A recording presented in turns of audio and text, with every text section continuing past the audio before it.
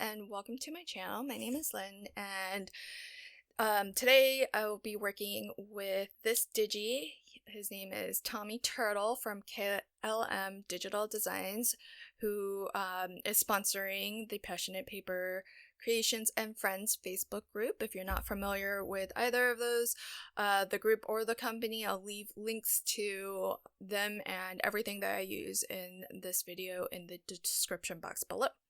So I didn't leave my coloring in, mostly because I want to, I'll be making this stepper card, and it's a center stepper, and I got this die set and another in the series on Craft Stash. And even within each die set, there's different ways of folding and using and orienting your stepper cards, and so definitely explore all of those different variations and just play with it a little bit. I recommend definitely die cutting out of some scratch paper or inexpensive paper, just so that you can see initially what the die will do for you, because this is the largest die, which is basically going to cut your card base, and it does cut everything and score everything for you. But I am using 120-pound heavyweight color cover cardstock, and so I'm just reinforcing all of those score lines so that I get a nice smooth fold that doesn't crack the cardstock. And what I do is I just put my ball stylus right where the existing score lines are, because the die will put in a score line for you, and then I just feel for when that sort of locks into the channel that I'm scoring down.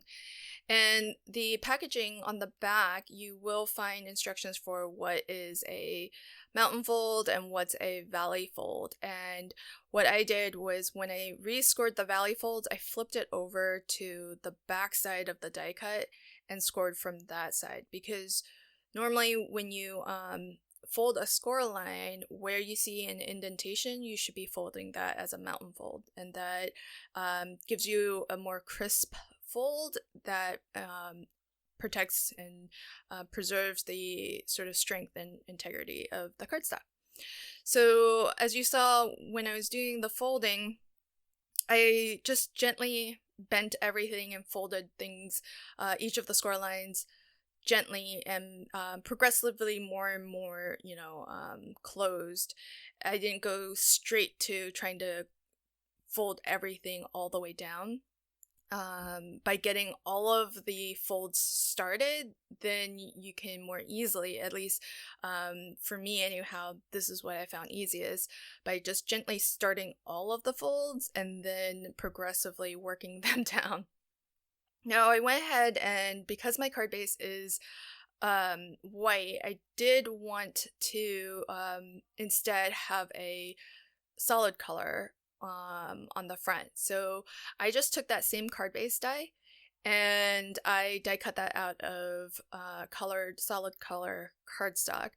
That way I can get a lot of color to the front of this card and still have the sturdiness of a heavyweight cardstock for my card base. So I don't often really ever make card bases out of just solid color cardstock, because my solid color cardstock is either generally 65-pound or 80-pound, and that's, for me, a little bit too lightweight to serve as a card base. I generally like over 100-pound cover weight for my card bases. So because I didn't line up my cardstock completely straight, I did trim off a little bit from that top end there, that's where normally there would be a score line, because again, I'm just using that same card base die that we just used to die cut this, and it'll match up 100%, so that's how that will look. And of course the die set has several mats and layers that you can use to decorate every single panel that is on here. So I'm gonna make good use of this piece as well, and I'll cut that down to have some mats and layers for the stepper portions as well. And so I'm gonna just go ahead and add this matte layer. It's from a this pattern paper, I think it's from Sizzix. I don't know if it's still available because I did get it while it was on clearance, but it was a 6x12 paper pad that had just a lot of really fun, bright colored geometrics. This particular pattern has some really cute pineapples on it, which I thought were kind of cool. And so I'll go ahead and get that stuck, and while I'm at it, I'll get some adhesive all along the edges of this front panel as well. And I'm just trying to use up this these small rolls of adhesive tape that are from older card making kits, because I don't want them to lose their stick over time, and so I'd rather use those all up before I get into my newer adhesives. And so one thing with these is that if you are worried about whether they are your older tapes are still strong, just squiggle on some liquid adhesive like I did, and they'll make it nice and permanent as well. So this panel here, it does have some extra score lines in it, but I'm gonna add a matte layer to it, which the die set also has. So I don't think that score line is going to be all that noticeable once we get the pattern paper on top of it. And so what I'm gonna do is actually trim this section down.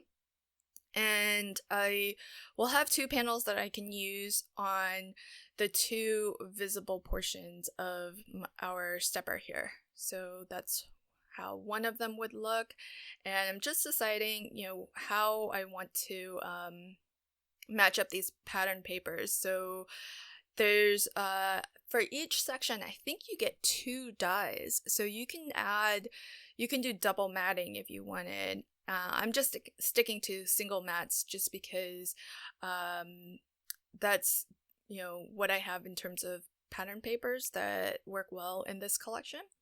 And my turtle I will put in the I guess it's the first step or the middle step, so that he's a little bit recessed once the card is standing up, and there's a lot of dimension here, so there's a little bit, I don't want the background to be too busy, and I don't want the step that he's on to be too busy either. So I ended up going with a pattern that's a little bit more subtle, but it does pick up a little bit of the yellow that is in the pineapple print at the on the front of the card.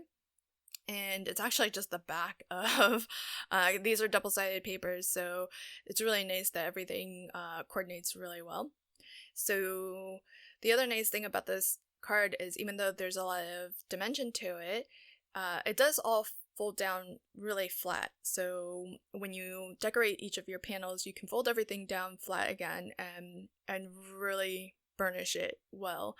And the only thing with this one is, because I did use that same card base die to get that green layer, I did trim it just a smidge so that it doesn't cross over the fold line. That way it's not going to interfere with how this folds down. And I have to do the same thing with this piece too, is I ultimately trim it down a little bit, just and here I started putting my my glue or my adhesive tape on the wrong side. I was putting it on the pretty side, the professional side, with the nice sort of beveled edges. And so this one you'll also want to trim down a little bit because there is that fold at the bottom. So you just want to make sure that I didn't do it on camera, but here you can see it just reaches the top there, and everything still folds down really nicely. And as a final touch to my turtle, I'm going to put some diamond glaze, which is similar to glossy accents, and there's probably other products as well that you could use. You could use the Morning Dew Nouveau Drop too, because that will dry completely clear. And that's just going to be that final touch on the eyeball to make it a little bit glossy and a little bit shiny. And I do try to burnish this really well so that it can fold down nice and flat, because you can see how much it wants to spring open, and that's going to be based on the thickness or how heavyweight of cardstock you use for your card base. So I ended up burnishing this a lot more even after I was done filming, and I even put some books on top of it to have it just be used to laying down flat and staying relatively close. It's not gonna be completely closed because there are so many folds in it, but by burnishing it really well and getting it to stay as flat as possible, it will stand a little bit better too. Otherwise, it'll kind of do sort of the deer legs where it just splays out and eventually just flattens. So here I have a sentiment that comes in this digi set. It's turtly awesome, which I think is really cute. And because I printed everything out with my laser printer, I did use my laminator to add some foiling to this sentiment. So it is gold foiled, and I thought about rounding the corners, but because the card base has straight edges everywhere else, I decided to leave the corners straight.